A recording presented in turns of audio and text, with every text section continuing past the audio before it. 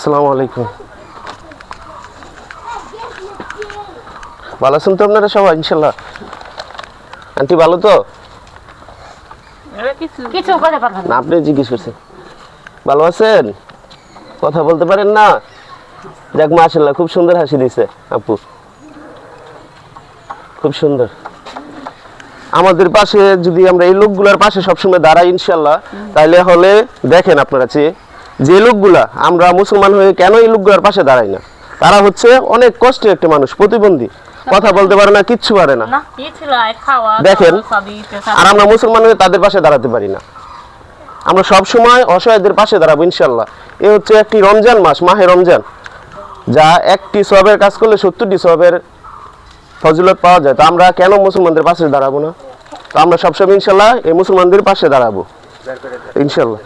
আব্বু দাও, এই জায়গায় সবগুলো এই জায়গায় রাখো।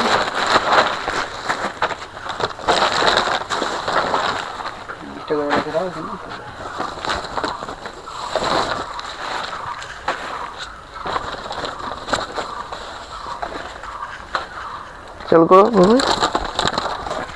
এটাকে ছেড়ে আপনারা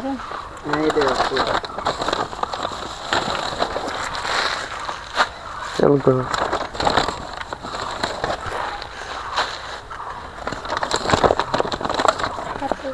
মেজগুলা কখন ধরে দিও না? পাতা টিকে গেছে।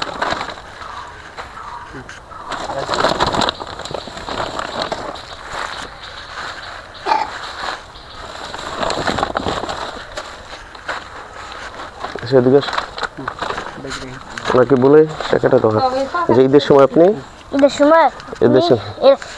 আপনি জামা কাপড় কিনবেন।